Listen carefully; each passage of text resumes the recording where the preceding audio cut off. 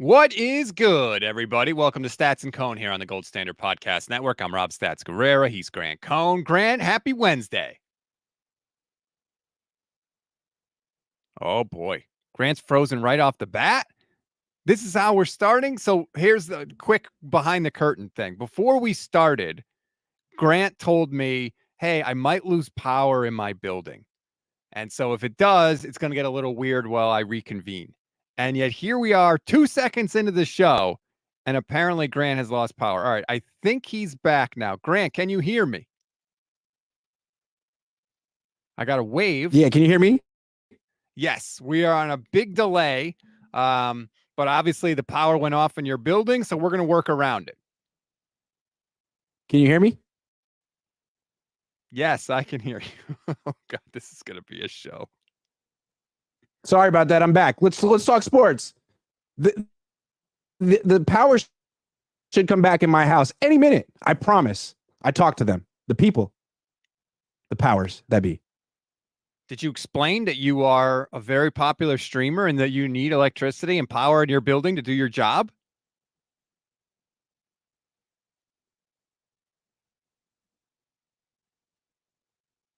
It's really unfair. I told them I'm a famous streamer, that there are hundreds, literally hundreds of people dying to hear what I have to say today about Brandon Aiyuk. And they didn't change their schedule. It really upset me. That is very, very troubling. Well, while we stall quickly to give the people in your building time to get the power back up and get things up and running, let me just remind everybody, go vote right now in the 49ers Media Madness bracket for 2024. It is up on our website, goldstandardniners.com. Today is the last day of voting for the opening round. So if you've got somebody that you want to vote for, make sure you get your vote in. The new round will start tomorrow. So we'll have eliminations. So head there now. Again, goldstandardniners.com. Vote for your favorite content creator. Grant, I know you've mobilized the army that you have, and you have a very comfortable lead right now over John Lund of KNBR. Yeah, but things could change at a drop of a hat. Yeah, so I'm really just taking it one day at a time, and good luck to John Lund and everyone in the contest. I'm nervous. I didn't sleep well last night. I just want people to like me. So there you go. Vote for Grant. Vote for me. Not going to lie, I would like to advance at least one round in my own tournament, please, and thank you. Now, let's get to some Brandon Aiyuk stuff. There's trade rumors, of course. First, it was Jacksonville. Now it appears to be Pittsburgh, Grant. And the weird part about the Pittsburgh Steelers rumor is that out of the blue, for the first time since last April, Brandon Aiyuk pops on Twitter and tweets at Mike Tomlin and says, they're saying we're twins. What do you think? Were you surprised by the Aiyuk tweet? I was surprised by the Aiyuk tweet. And now that I've really looked at the pictures, I can see it. I can see it. Aiyuk has the long hair, but he does have that same kind of jawline and the same beard. I totally see it. So maybe it had nothing to do with the reports that came out literally hours before that tweet. To me, it's an interesting way. Like, you want to create buzz. You want to be the center of the news, but you don't want to really incriminate yourself. So you can't go on Twitter and say, I want to play for the Steelers, or I hate the 49ers, or whatever. You just do something cryptic. And then when people say, oh, does that mean Aiyuk wants to play for the Steelers? He can be like, no, I was just talking about how we look alike. So you have plausible deniability, but I think anyone who understands the context of the offseason and his career knows that it kind of felt like an icebreaker in a date. Like, hey, what's your favorite thing to do on the weekend? I just felt like, hey, let's be friends. Yeah, I agree. It was a way to not, I want to say lend credence, but just the fact that he did something Steelers related right after the Steelers news broke. I don't think that was an accident. I don't think it was just totally coincidental that he happened to tweet about the Steelers right after the Steelers rumors came out. If you're watching the stream, the 33rd team has a picture of Mike Tomlin and Brandon Aiyuk next to each other. They do look similar. If you chop off the Aiyuk dreads and you take off the Tomlin hat, I feel like they do look pretty similar. They absolutely do. Can I just point something out? So Brandon Aiyuk is not particularly active on Twitter, right? This is the first thing he's tweeted in a long time. You know who is particularly active on Twitter? Mike Tomlin. You know who hasn't responded to this tweet? Mike Tomlin. That's very interesting to me. Like, why did you leave Brandon Aiyuk on red? To me, if this was just good-natured, messing around, you could respond to him. But this is very close to tampering. Very close. Maybe that's what he's thinking. Maybe he's like, look, I'm not potentially getting any of our draft picks messed up because of this stupid tweet from Brandon Aiyuk. So maybe he's just leaving it alone. That's why I feel like if there was nothing to see here, Tomlin could have responded, ha, ha, ha, we do look similar. See you on the field next year. Good luck with the Niners. But no, radio silence. It's almost like, hey, man, why don't you just text me and we could talk about this privately? Like, what are you doing, man? Like, I don't know. That's why I looked at it. Like, why is Tomlin leaving him on red? He has. Travi86, I see your super chat. We're going to get to it, but I want to finish this Aiyuk discussion before we do. Yeah, it's important. I will say this. A.J. Brown was on the last year of his rookie deal.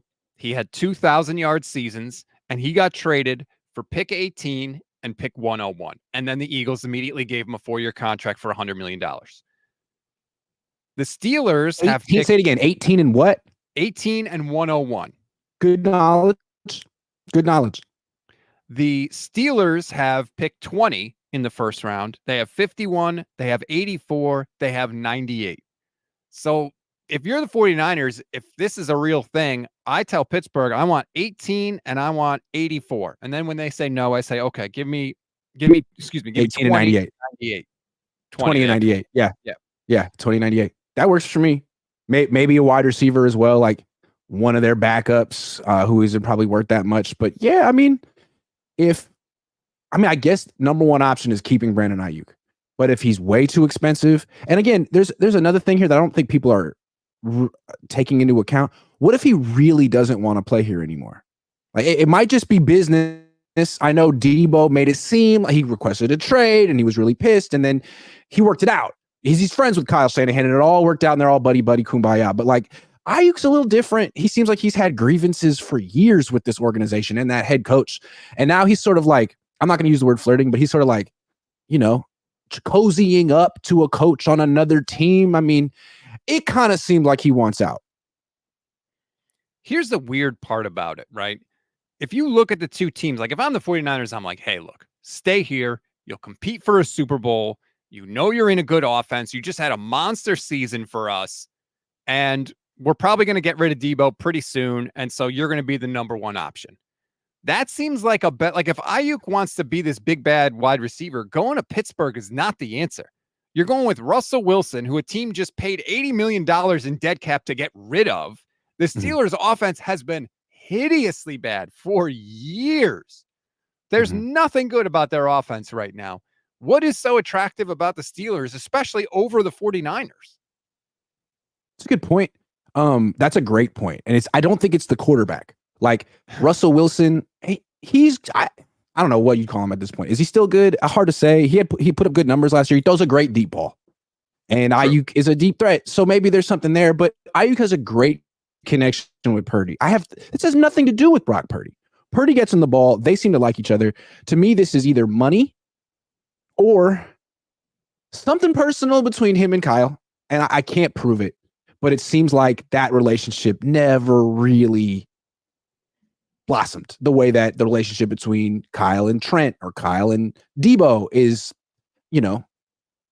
for life, according to those players. I don't know. It seems like I can sort of has his side of the story that he hasn't talked about and might be willing to, I don't know. Where is his allegiance right now? He feels wronged after the Super Bowl. He feels like he could have been the star, been the guy to deliver the Lombardi, and they didn't call his number. That's his feeling.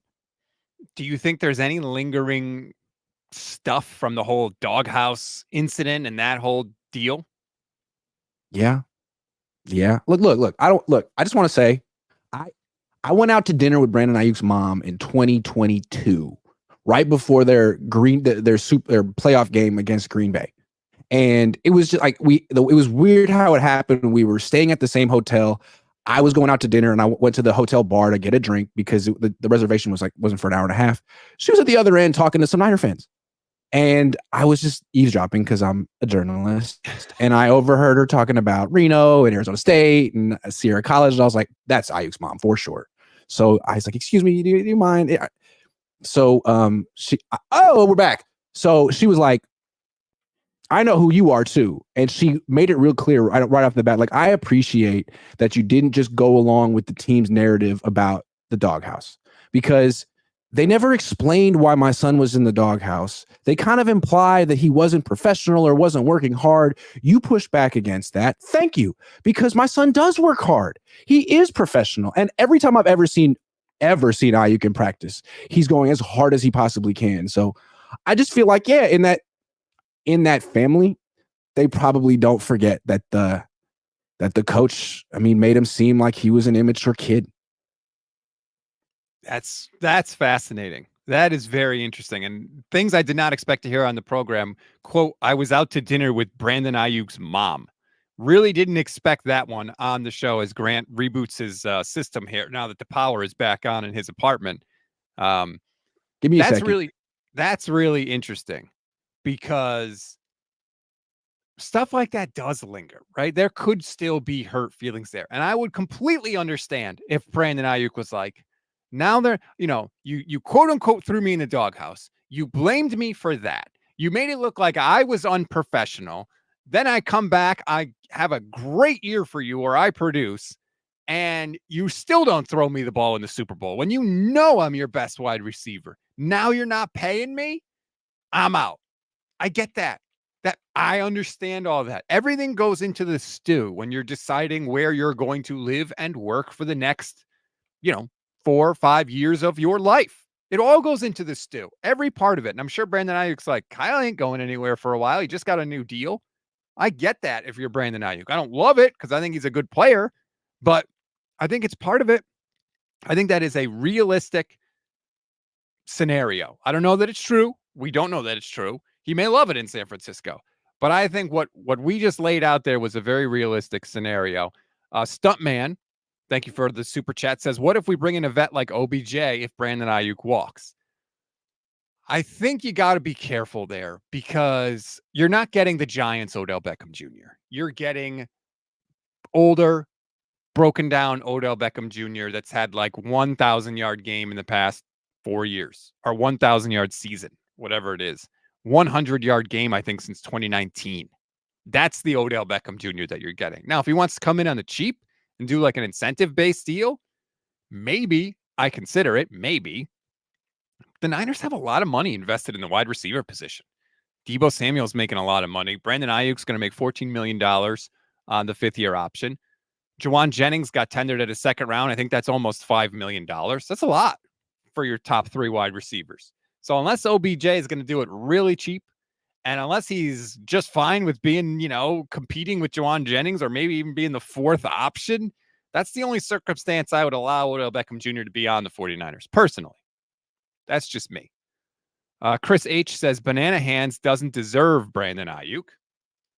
I don't know about that. I mean, he drafted him, so obviously he saw something in him. But it's going to be interesting to see how this whole thing resolves itself. Harris says Odell Beckham Jr. is washed. I don't disagree with that, quite frankly. I think that you're better off. If you want another receiver, just get one in the draft. You've got 10 picks in the draft. I think that is the better way to go as we welcome back Grant Cohn. Grant! Oh, you're shaking what your happened? head. I was telling the story about my dinner with Brandon Aiyuk's mom, and Brandon shut it down. He's a millionaire. He was like, no. It was a very wholesome dinner. All we did was talk about how much we like Brandon, honestly. But wait a minute. You didn't originally have a reservation? No. So how did you we were go just talking at the bar, and we were both like, we had a good time. I'm telling the story wrong. I just said, look, I have reservations. Are you doing anything? Would you like to come? I also invited the 2 fans she was talking to. So it wasn't just me and her. It was like me and 4 other people. It was fun. But she definitely showed appreciation for me being like, thank you for not just going along with their no explanation of why my son was not getting the ball, because that made no sense. And they didn't explain it. I was like, yeah. And they still are trying to sell that narrative. And it's crazy to me. Last Second Sports is here. What's up, Jesse? Says, speaking of stew, I'm stewing over the matchup in the bracket. I didn't deserve that. People are constantly complaining about their matchups in the bracket. Who do you get? I'm just double checking. Here's the thing. I randomized it. So I didn't specifically. I absolutely did. I didn't specifically. Even axe to grind against Jesse. I've always known it. Jesse's going up against Kyle Posey. That's a tough matchup in round one. I admit it, Jesse. That is a tough matchup. It's Kyle's got a little bit of a lead right now. So Jesse, you better stuff the ballot box if you want to advance right now. Look, I heard Kyle's got a big audience. Al Sacco's mad because he's going up against Croc in round one. Like somebody has to go up against people in round one. What are you going to do? What are you going to do about it? Sorry. Guys, it's just a popularity contest. It's okay. We're going to be okay. We're all doing fine. I think what's cool about this is it sort of brings awareness to all of us. It makes us kind of that's the point of it, right? It's not really for one person to be elevated. It's for all of us to be in the conversation. 100%. That's why if you go to the website, you click on somebody's name, it brings up their Twitter feed. You could see their work. You could see where they're from. That's the whole point of everything. Yes. Yeah. All right. Let's get to a couple. What's cool, I feel like every year it becomes harder and harder to pick the 64 content creators because there's more and more, and they're bigger and bigger. Absolutely. Maxine Laflamme says, one has to wonder what can get you in the doghouse on this team when jogging when you're not getting the ball doesn't. That is a clear reference to Tebow Samuel. See, that's the question. Why did I never get that kind of relationship with Kyle, and why did Debo?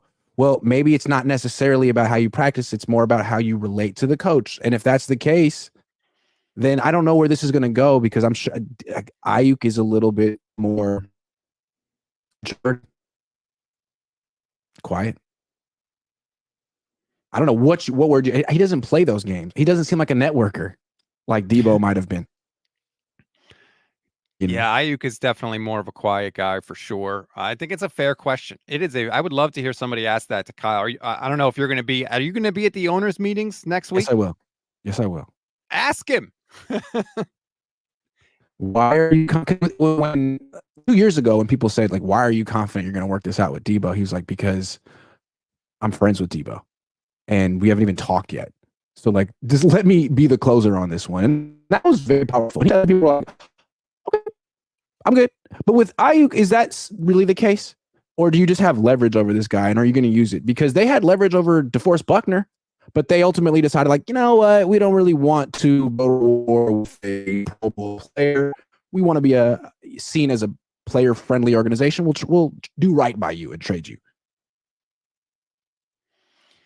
We'll see how it all works out with Brandon Aiyuk. I think it's worth paying attention to. I don't rule out the possibility of a trade at all. I would say if he's on the team after the draft, I think that kind of settles it. I think that doesn't mean they'll extend him, but I think the odds of him getting traded after that are pretty slim to none. But if you told me on Thursday night of the draft, or maybe Friday, all of a sudden, bam, there's a trade and Brandon Ayuk's gone, it wouldn't shock me at all. No, and again, I think we sort of understand what the trade value is, somewhere between pick 17 and 22.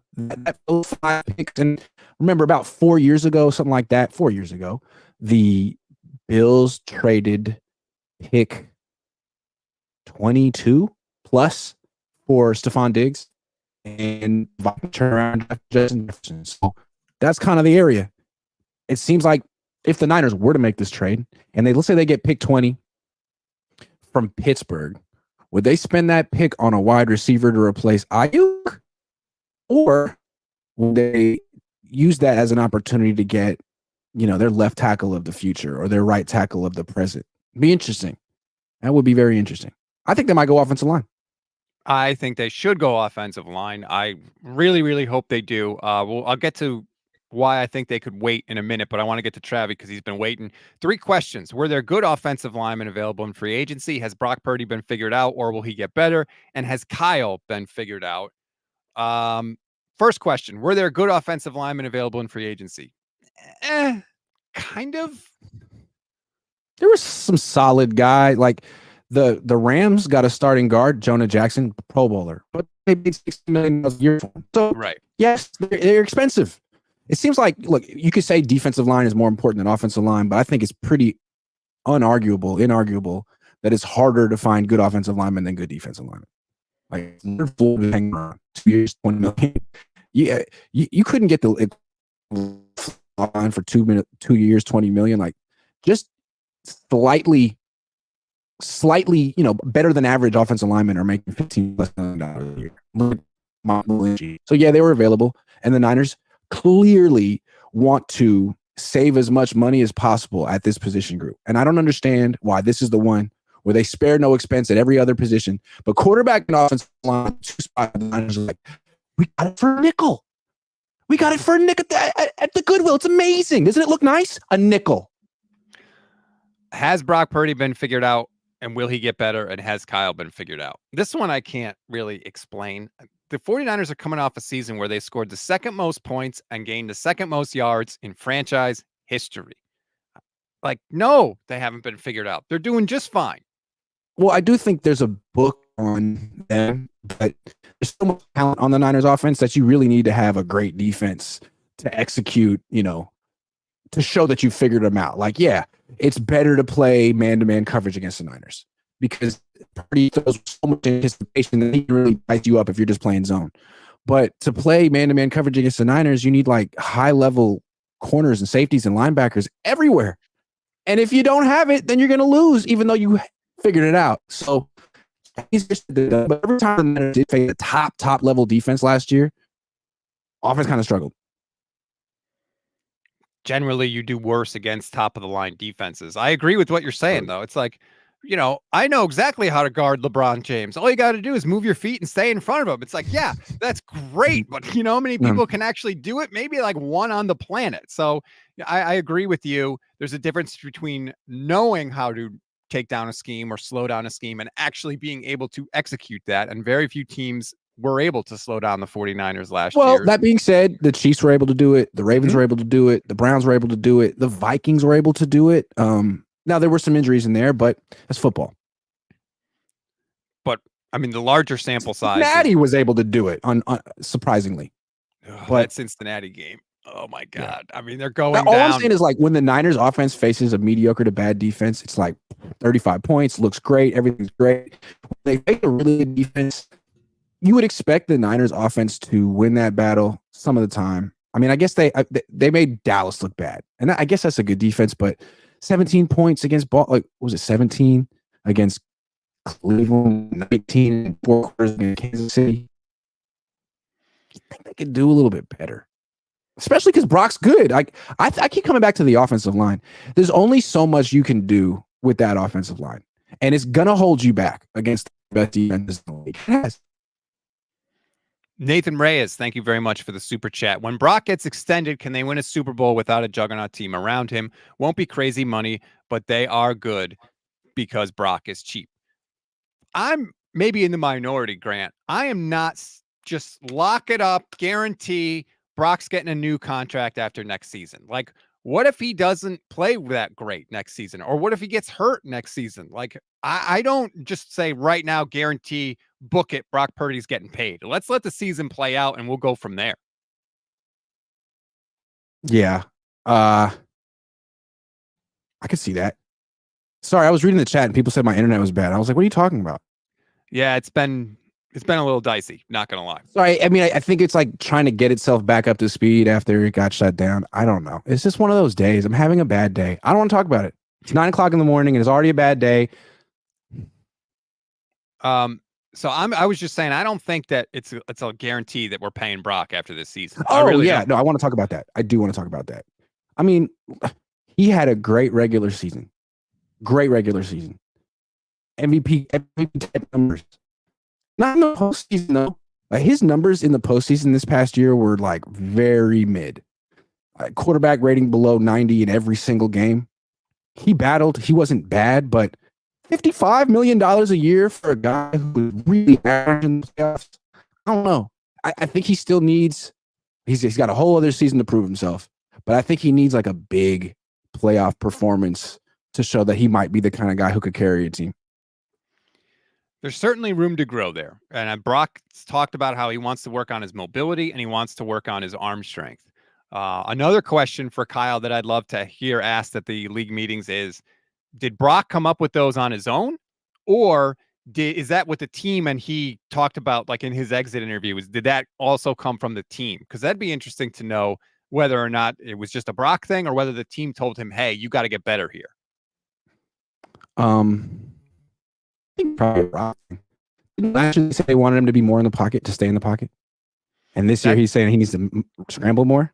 So that's kind of interesting. Like, did the team change their mind, or did Brock sort of become a little bit more a self-advocate? Like, I know what I need to do for my career. This is what I need to do.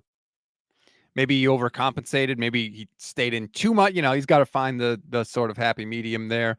We'll see a lot of people commenting on your internet. Matt McCune, Brother Bob had a super chat. That's really great. Yeah. I appreciate I could just go back to my hotspot, I guess. Gene says, what is the trade value of Debo? Any offer yet? If Debo gets moved, I don't think it's going to be till after June 1st because the cap hit would just be massive. So I don't know. Are you hearing anything about that?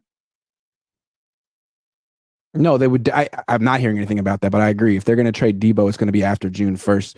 I mean, I think they made that pretty clear with the Armstead thing. Like, they're not going to take huge dead cap hit this year just to move off of a good player. Like, they'll wait until after June 1st. So I would agree. Although it just seems like if any wide receivers getting traded, it's going to be Aiyuk. It seems like it's so much easier just from a financial standpoint. I saw a chart going to the draft and the offensive line about the top salaries for different positions and the average round that they were drafted in. And I have to say, it made me think that maybe the 49ers could wait a little bit, that they'd be able to actually bolster their offensive line in a really meaningful way in this draft. The tweet comes from Daniel Salib, I think is his name. And I apologize if I got that wrong. It's a graph of the 10 highest paid players by position. And it shows the average draft round of those players. And like some things you expect, right? The 10 highest paid interior defensive linemen, the average draft position is first round, pretty much. Same for right tackle, same for quarterback, same for left tackle, same for edge rusher. But then I look all the way at the bottom of the graph. The average of the top 10 centers in the league, they're the highest paid centers. Their average drafted round was 3.7. That tells me the 49ers could get a real starting center in round 3 or round 4. And that's not like a pipe dream. That's generally where they have come from. That is fantastic. If you're telling me the 49ers could get a tackle in round 1, they could get a guard at some other point, probably have to be a little earlier, but then they could wait till 3rd round, 4th round to get a center, and not just like Spencer Burford type player, like an actual really good center, then all of a sudden you're getting me super excited. Now I'm like, wait a minute. Now we could affect the offensive line in a real legitimate way. And more importantly for the 49ers, a cost-effective way. You're telling me we can get really good players for cheap, which I know everybody's talking about a couple of years from now in the Brock contract and how are we going to survive? Well, one way to do it, if you have a quarterback that is making a lot of money, and maybe you do lose some of the weapons, if you have a really good offensive line, you're going to be okay. You'll be able to run the ball. You'll be able to give your quarterback time to throw to where, some of those other guys are going to be able to have time to get open. So maybe that is a possibility. That can be sort of the transition that the 49ers have to make if they are going to pay Brock that money. Sort of like what the Chiefs have done, right? The Chiefs improved their offensive line. They let Mahomes be Mahomes, and he was able to have enough time to find those targets. So, Grant, I don't know if you heard a lot of that or if you want me to restate it quickly, but I think the Niners can really, really improve their team in a major way, realistically, in this draft. Where would you go? Well, I was looking at this graph here, and the 10 highest paid centers, their average round they were drafted in is 3.7. So if you're telling me you could potentially get a really good center late in the draft, give me a tackle in round 1, and you give me a center in like round 3, round 4. Now you're telling me I've improved the offensive line at potentially 2 spots in one draft in 1 year. That could be a fantastic draft for the 49ers. Absolutely. I'm interested in the left side of the chart where it says IDL and right tackle. Mm-hmm. It looks like a really good player at either one of those positions. probably drafting him in round 1. Yes. And I think that's why we need to talk about the right tackle spot. It's a position the Niners don't want to invest in like that. That's true. They did draft Mike, and they did that a few months after making Jimmy Garoppolo the highest paid quarterback in the league. And to me, it's pretty obvious logic. Like, if you're going to have that kind of investment at quarterback, protect your investment with some high quality offensive linemen. And again, McGlinchey was a disappointment, but they haven't paid Brock yet, but he is their guy. And I think this is a great opportunity to protect him. It's a really good class of offensive tackles. They almost certainly could get a guy at 31 who's better than McKivitz. Do it. I agree.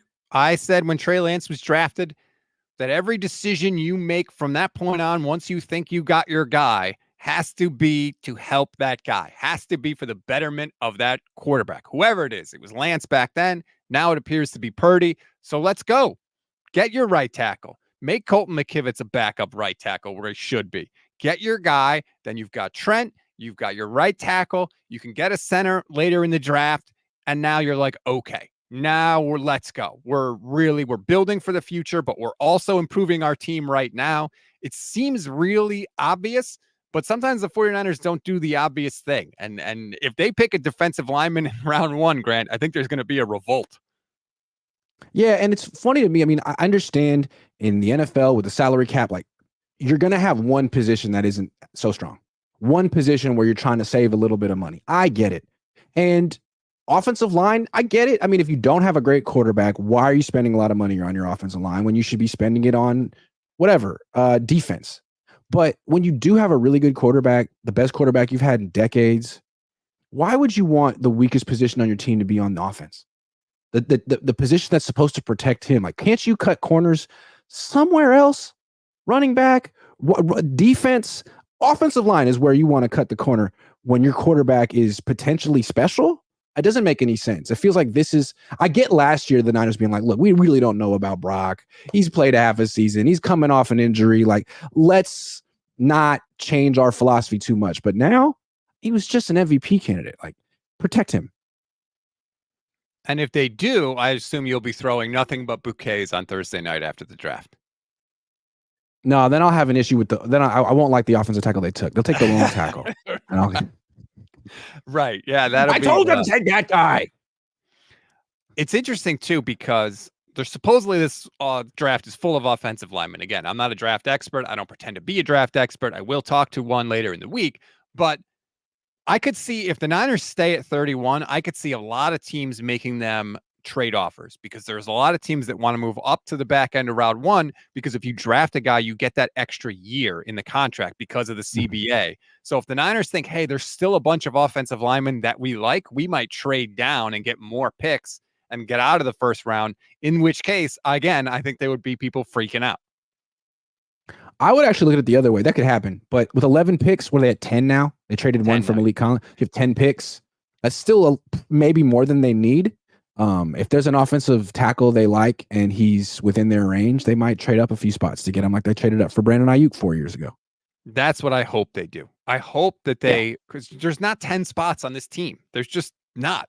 So use those picks, move up in the draft, and figure it out. And by the way, I'll talk with Thor Nystrom of Fantasy Pros, who's one of the experts in the draft and breaking it all down. I'm going to talk to him on Friday. So I'm really looking forward to that. Because again, I don't pretend to know any of these people. I have no freaking clue. So let's, like to talk to somebody who knows a little more than me. So that's going to happen on Friday.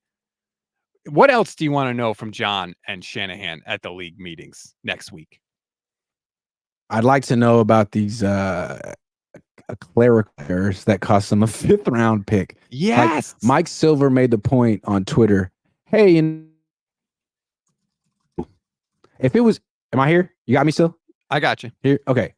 Mike Silver made the point on Twitter, like, if it were just a clerical error, which is how the Niners portrayed it, they probably wouldn't have lost a 5th round pick. Losing a 5th round pick feels significant. And I guess it's not in the league's interest or the team's interest to explain what happened, because that's really peeking behind the curtain of what is and isn't allowed in this league.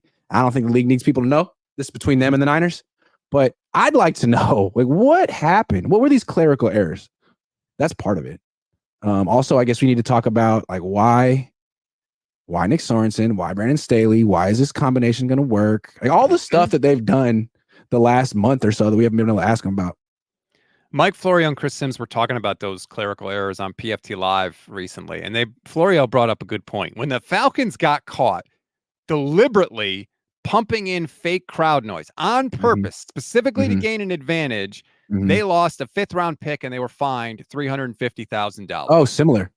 The 49ers, by all accounts, according to the league and the 49ers, accidentally made a mistake, never were over the cap, weren't trying to deceive anybody or break the rules, and they lost a 5th-round pick and their 4th-round pick got bumped to the end of the 4th round. So why is it that the 49ers were punished more harshly for an accident than the Falcons were for doing something on purpose? Well, I mean, the way that the league and the Niners are making this seem is that it was, maybe a decimal point was put in the wrong spot, and maybe the numbers that they gave the league were a little incorrect, but it was an honest mistake, and it didn't give them a competitive advantage, and they were still under the cap. But if you're being really cynical and you don't think that you're getting the real story, and you're wondering why there was this significant penalty without a real explanation, you could wonder, like, well, maybe it did give them a competitive advantage. Like maybe they were over the cap. Maybe the Niners were actually over the cap and had some creative accounting to make themselves under the cap. Like that would be a scandal. I don't think the league would even want people to know that could happen. So I don't know. I don't know. But that's one conspiracy theory. If we're going, what did we do last week? Was it like completely irresponsible conspiracy theory hour? There it is. Irresponsible speculation. Well, all right, since we're going to play that game, I'll say this. Falcons president Rich McKay is on the competition committee. He's one of the most influential executives in the NFL. Maybe the league took it easy on the Falcons because of Rich McKay's relationship with the league. That's entirely possible too. But again, I'm not saying that's what happened, but we are irresponsibly speculating here on the show for the 2nd week in a row, which I greatly enjoy. It's a lot of fun. Maybe that's as long as you label it, it's okay. Right. We could say whatever we want, right? Huh? Let's get to a couple super chats here. Gene J says Kyle Shanahan needs to look at Green Bay and Seattle, 3 rookies last year. Green Bay is one of the youngest friggin' teams I've ever seen. I thought I saw something the other day that said they don't have a player over 28 on their team, which is wild. Meanwhile, the Niners are signing 31-year-olds like they're going out of style. I think they're in a different places in their sort of team building. But I like everything the 49ers have done this offseason, Grant. I like all the moves they have made. They are not locked into any bad contracts going forward. Most of all their moves have been 2-year deals. And I think they went into it with a very clear plan of let's add depth. Let's get consistency, whether it's, older guys, that's okay. But we want consistent, solid production. And I think they've done that. Well, they kicked off their offseason releasing Armstead. And that was shocking. And I think they were trying to make a point. Like, we are no longer going to be overspending for players who aren't on the field consistently. Like, we're not doing that anymore. And if you won't do it for Armstead, then you can't do it for any incoming free agents. So everyone they brought in, it seems to be cost effective and durable-ish. Except for Devondre Campbell, who wasn't their first pick. And I'm not trying to make something like, I'm not trying to make him a punchline, but that Devondre Campbell, that signing doesn't seem good enough. It doesn't seem like it's enough. He seems like a big downgrade from Eric Kendricks and Dre Greenlaw. And I think they need another linebacker. Maybe I'm wrong. I agree. Like, clearly he wasn't their first choice. Their first choice was Eric Kendricks. This draft reportedly is not a very good linebacker draft either. So they may, I know. Sort of have. Hey, maybe D Winters is that guy. He better be. Well, that's the frustrating thing, right? It's like, what do we need? Well, we need a linebacker and we need a backup tight end. Well, okay, you took 2 linebackers last year and you took 2 tight ends last year, and yet why are you still looking? Yeah. Well, look, I don't have much hope for Cam Latu, but D Winters, I'm open-minded. Maybe he's the guy. I hope so. It would certainly be nice if you're watching the stream. I don't think it's Flanagan Fowles or Curtis Robinson or Keith. What's the new guy's name? Hold on, where is he? Ezekiel Turner. I don't know why I thought his name was Keith. Ezekiel Turner. It's not him. Yeah, if you're watching on the stream, you can see the additions, departures, returns from the Yes. 49ers offseason. That graphic took me way too long to make, by the way. I'm It's terrible really at well graphics. put together and nice. I like it. Oh, thank you. They re-signed Chris Conley? No offense, but yes. Why? It was a 1-year deal. Okay. Yeah, I Fine. mean, he knows the system. I honestly think it's because if you really ask me, like they thought they needed a wide receiver, right? So they bring in Conley so that they go into the draft next month feeling like there is no area we have to go to where if we suddenly missed out, oh no, we'd be in big trouble. I think they think that. Whether or not you agree is a separate issue, but I think if you ask them, they would say our offensive line is back from this year. We've got receivers in here that we trust. We don't have to go anywhere. We can let the draft come to us. Yeah, because you got 31-year-old Chris Conley. You're good. No, I don't know. Chris, he had a nice catch in the Super Bowl, so good for him. But I don't know. They could get a little younger. They could get a little younger. I feel like they've just been throwing away their draft picks the last few years, picking players and not really committing to developing them. I don't know. But the development issue for me is worrisome because I feel like Kyle has zero tolerance for rookie mistakes. So when they make a mistake, he's like, Logan Ryan, you're in. Jair Brown, you're out. And it's like, you know who else was like this as a coach? A guy who really didn't trust young players and kind of always had an older team. John Gruden. And who did Kyle grow up under? John Gruden. Kyle's better than Gruden, although Gruden did win a Super Bowl. But yeah, I mean, Gruden kind of stale. He's kind of a control freak. And people caught up to him eventually. So Kyle, don't become John Gruden. Well, for a variety of reasons. For a lot of reasons. Yeah, definitely not. I think offensive line obviously is a spot where they still want to improve. Corner, they need a nickel corner still because I don't think Isaac Yiadom is like definitely going to be that guy. Right. And I saw that you wrote something recently about Tre'Davious White, the possibility of Tre'Davious White. Certainly a player who, when he's on the field, can be a factor, but he's missed, 10 games over, or he's played only 10 games over the last 2 years. Yeah. Well, it seems like the theme of the Niners off season is to not sign players like him. But the thing about Tre'Davious White is he won't be expensive. This kind of reminds me of when the Niners signed Richard Sherman. He was coming off a torn Achilles. They brought him in. They were confident. I mean, he wasn't prime Richard Sherman, but he did have a Pro Bowl year on the Niners, and they went to the Super Bowl with him on the field. So I could see them thinking, hey, if it worked with him, why not Tre'Davious White? He'll be a relative bargain. They don't want to spend big at cornerback anyway, considering they're playing zone most of the time. I could see him doing it. I mean, he's still available for the right price. Yeah, I can see the Niners doing this. Richard Sherman played way better than I thought he was going to play. I was so skeptical of that signing. Here's the scary part for me of Tre'Davious White. Not only is he coming off an Achilles, but he also tore the ACL in his other leg a couple of years previously. Yikes. So now it's like he's Klay Thompson.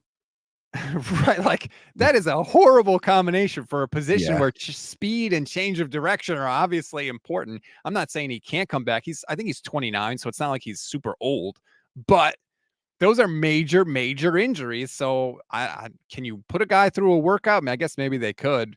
I would be skeptical. Yeah, and what the problem with him is he might look great in the workout. He might look great in training camp in preseason, but how long is his body going to hold up? If he only gives you 5 games, and then you put yourself in a situation where your number 3 cornerback again is Ambry Thomas. Like, that's not what you want. So that's the thing about bringing in someone like Tre'Davious White. You might be bringing in nothing, in which case you set your team back. So the Niners haven't been making risks like that this year. They want someone who's going to be on the field for 17 games or has that kind of track record. I wouldn't expect him to sign Tre'Davious White. And that's cool. I think they've taken these kind of risks for a long time. I think it's time that they value durability.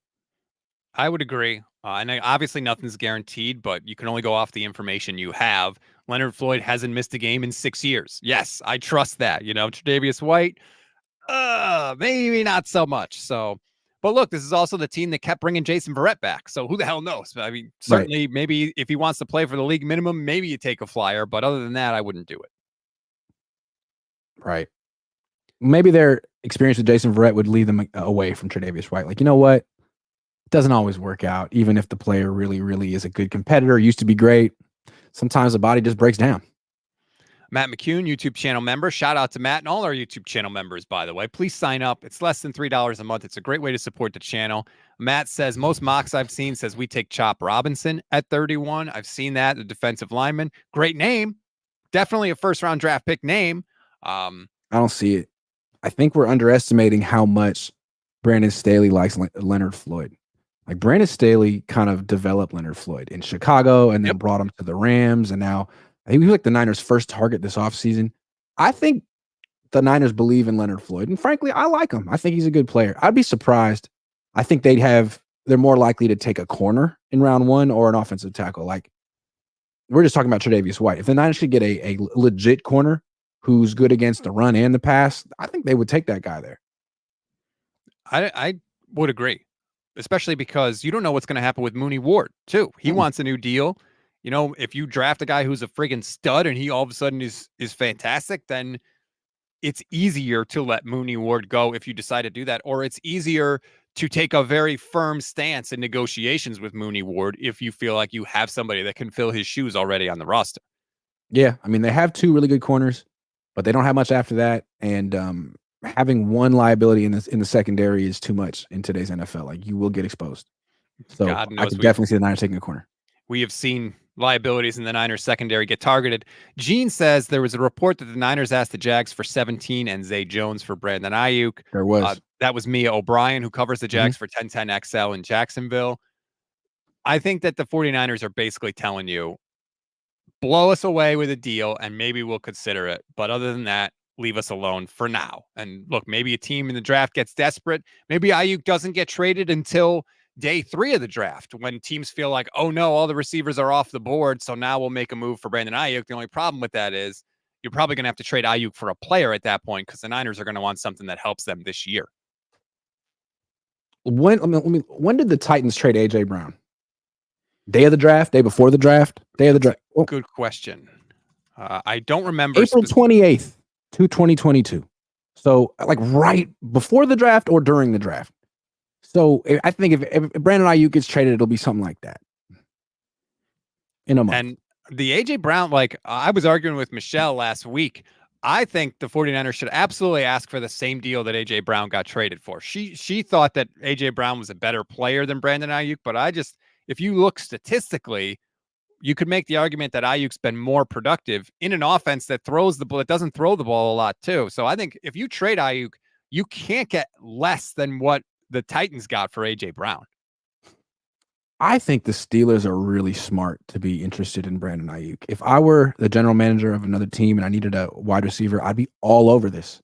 Because to me, whatever the Niners are asking for Brandon Aiyuk, whatever he's asking is probably less than he's worth because they haven't featured him the way he deserves to be featured. So I think you're almost getting like an asset whose best years are ahead of him. And you can, like what the Niners did with McCaffrey, trade him for, get him for a few mid-round picks and just give him the ball all the freaking time and move justified. The Steelers could do that. Absolutely. And should. Whatever team trades for Brandon Aiyuk, you could thinking like this is a guy who should get 160, 180 targets a year, not 100. I have enjoyed just seeing online, listening to Steelers fans. What are they saying about Brandon Aiyuk? Because I like to get outside the bubble a little bit and hear what other people think of 49ers players. Some of them are like, we got to get this guy. You said he's underutilized. And a lot of them are like, why don't we just draft somebody? He'll be cheaper and he could probably produce the same way. So they go back and forth on it just like we do. I mean, look at it this way. Last year, he had 105 targets. Puka Nacua, who's very good player, 160 targets. Oof. And deserved them. He did great stuff with that. But to me, Aiyuk is a better player than Puka Nacua. And if Puka Nacua is getting 160 targets a season, Aiyuk could be getting 170. So a team that has those kind of targets to dole out should be interested in Brandon Aiyuk. And frankly, the Niners aren't that team. They're not. Maybe they'll be able to give him 160 targets in a couple of years, but not as long as they have Debo and Kittle and McCaffrey on this team. Yeah, I would agree. And there's no sign of really that changing anytime soon. Matt McCune says, I agree with Grant about Pitt. The noise around Pitt's wide receivers, zero effort, lazy, don't block. Brandon Aiyuk would immediately change that culture.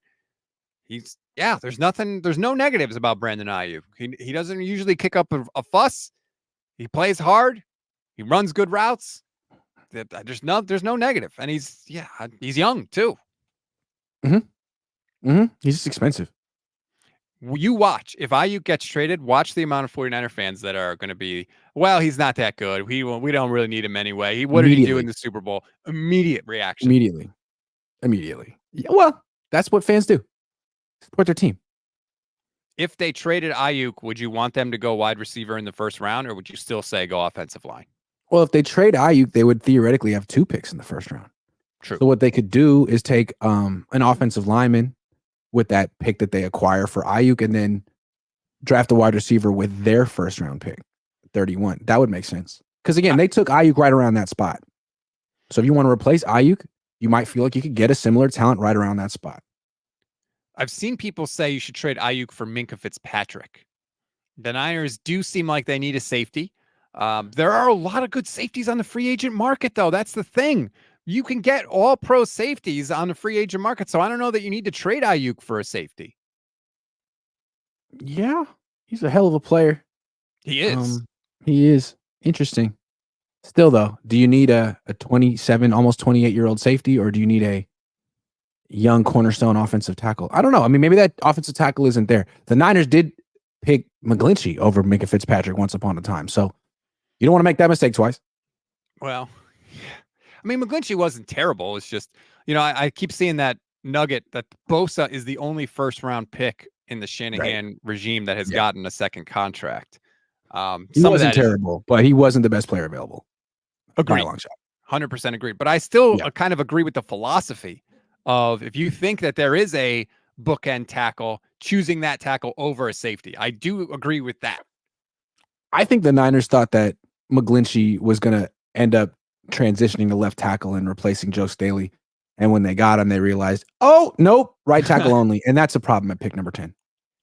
Yeah, that's the other part of it too, though. If you do get a tackle, hopefully they, go under the wing of Trent Williams. He seems willing to help people. Because everything we heard was that Joe Staley really helped Mike McGlinchey. So hopefully they can keep that going, because whoever they pick, Trent's probably going to only play a couple more years. So they're going to have to make that transition. Right. That's a good point. So if they could trade up and get a guy who could play right tackle for a year or two and then move to left tackle, that would be a dream. Hard to find guys like that. You really got to take them in the top 20.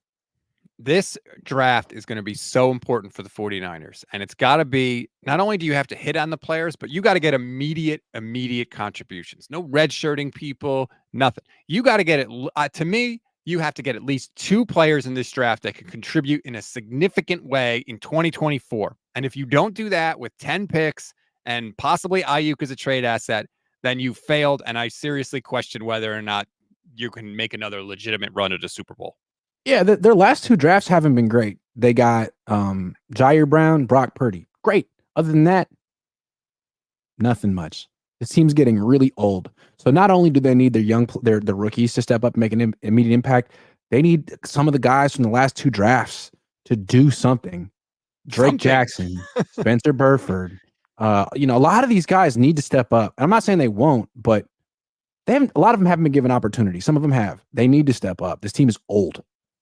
Now is the time, and we'll see if they actually do. I hope that they do. Of course, we'll be here with you throughout all of it. So like and subscribe to both channels, the Gold Standard YouTube channel and the Grant Cohn YouTube channel. There's more than 2,000 people, more than 2,100 people watching us right now, which is fantastic. Thanks for sticking with us through some of Grant's internet issues. Sorry. Yeah, I don't know. It was a rough day.